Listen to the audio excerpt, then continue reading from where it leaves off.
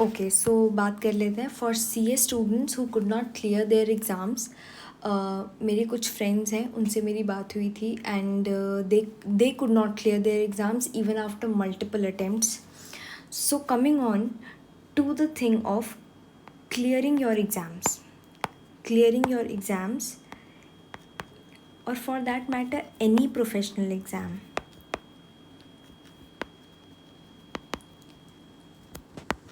So to clear any professional exams जो मैंने face किया है during my journey in C S, first thing is study material.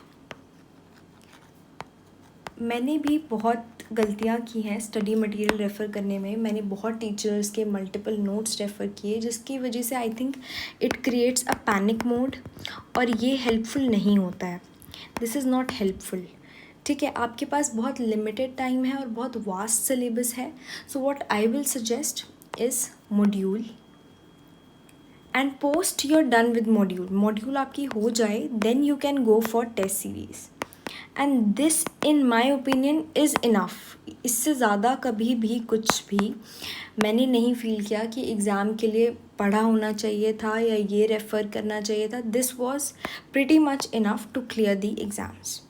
Okay, now coming on to the second thing which I feel is time management. Time management. अब C S के exams में क्या होता है, if you are appearing for both groups, और तो इनमें क्या होता है कि there are no holidays in between. कोई एक भी दिन की छुट्टी नहीं होती है. और अगर आप ग्रुप 1 या ग्रुप 2 या एक एक ग्रुप करके भी दे रहे हो तब भी ये होता है कि वास्ट सिलेबस होता है and you do not have that much time to prepare.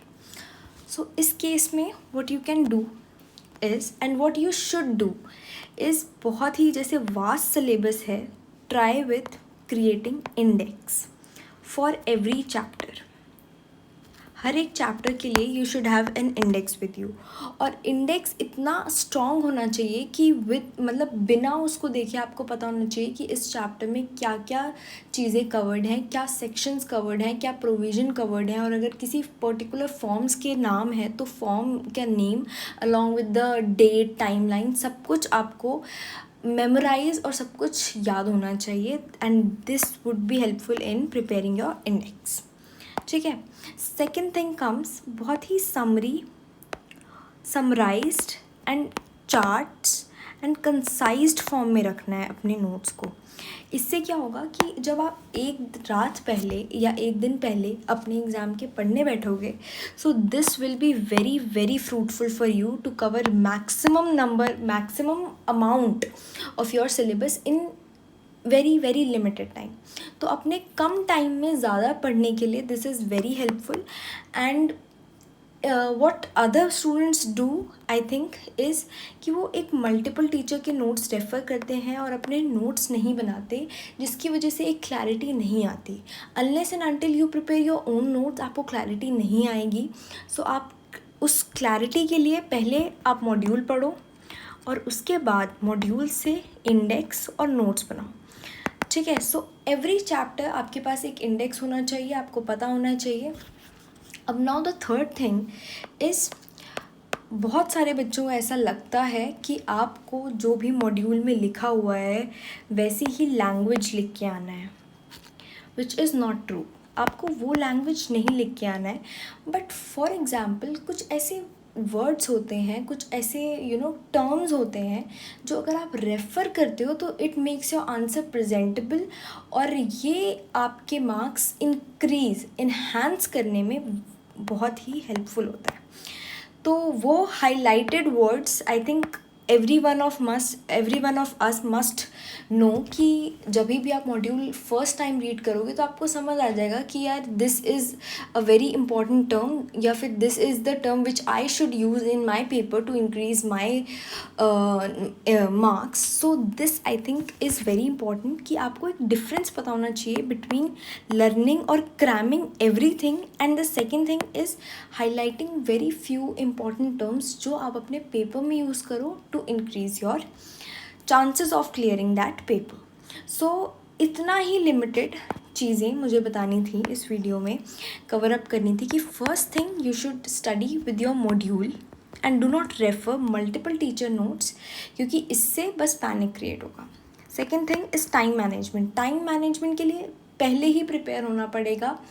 2-3 महीने एग्ज़ाम के पहले प्रिपेयर होना चाहिए कि in those days you will not have a single hour to waste और सिंगल सेकेंड टू वेस्ट. आपके पास टाइम नहीं होगा वेस्ट करने के लिए. तो अभी से आपको मेंटली फिज़िकली खुद को प्रिपेयर करना पड़ेगा. And by physically I also mean कि you should avoid eating junk food, because आप उस चीज़ को कंसिडर करो या ना करो, it does affect your studies. Eating healthy food and eating limited food will make you more energetic, and it will help and it will enhance your study time.